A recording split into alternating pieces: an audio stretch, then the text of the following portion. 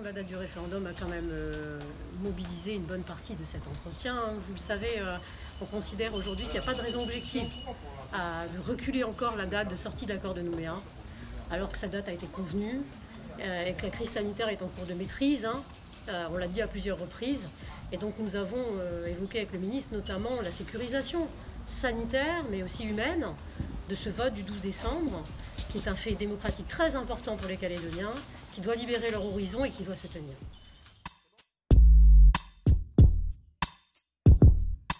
Je crois qu'il faut qu'en responsabilité, et c'est un appel que je leur lance, nous assumions les échéances qui sont les nôtres. Et si jamais ils ne veulent pas de ce référendum, à ce moment-là qu'on passe à la construction de notre avenir, en ayant beaucoup plus tard un référendum de projets à proposer aux Calédoniens et de solutions d'avenir. C'est ce que nos concitoyens attendent aujourd'hui, les simples citoyens autant que le monde économique, les entreprises, notre vie calédonienne est cristallisée par ces enjeux du oui et du non.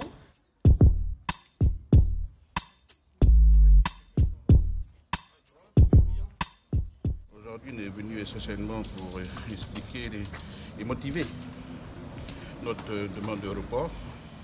Pour partir par rapport à la situation sanitaire, mais aussi par rapport aux impacts sociologiques, psychologiques de nos populations. On sait pertinemment que, à notre sens, le retour de nos structures, de nos organisations aujourd'hui, c'est que nos populations ne sont pas prêtes. Notre projet il a été partagé depuis longtemps, mais on a besoin encore de rassurer, justement à cause du problème de la crise sanitaire, qui a sûrement affaibli beaucoup de nos familles et qui a peut-être aussi questionné beaucoup de nos militants même sur nos capacités aussi à penser l'avenir sereinement.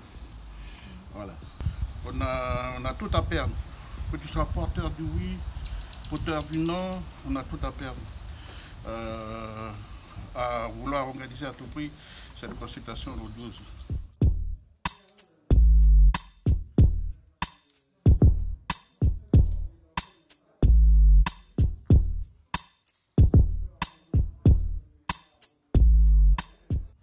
D'élection s'il n'y a pas de campagne. C'est la démocratie. Et au regard de la situation sanitaire que connaît le pays, on a fait part au ministre de notre difficulté à pouvoir aller auprès de nos populations. Parce qu'au sortir de cette crise, on va trouver une population meurtrie. Et ça va être difficile pour nous d'aller au-devant des populations qui ont autre chose en tête. En fait, c'est la situation sanitaire du pays qui tranche pas.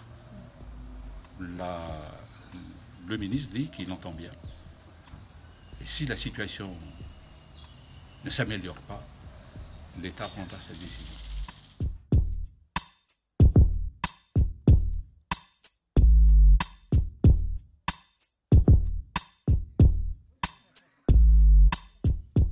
On peut attendre encore 3 à 4 semaines, c'est-à-dire grosso modo aux environs du 10 novembre, un mois avant le scrutin. Raisonnablement après, ça deviendrait un peu cavalier. Voilà. Donc le vrai sujet maintenant, c'est de suivre attentivement l'évolution des taux d'incidence et des indicateurs sanitaires. Je redis que on ne peut pas avoir dans ce dossier des postures politiciennes.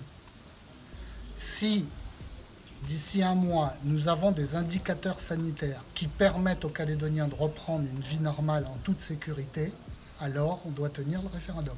Si ça n'est pas le cas, alors il faut reporter le référendum.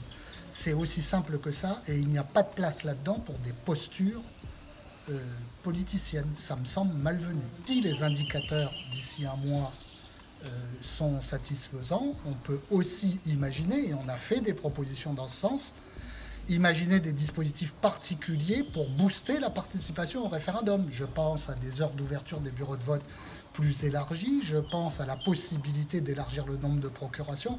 Enfin bref, prendre des initiatives qui permettent de garantir une expression démocratique aussi large que possible.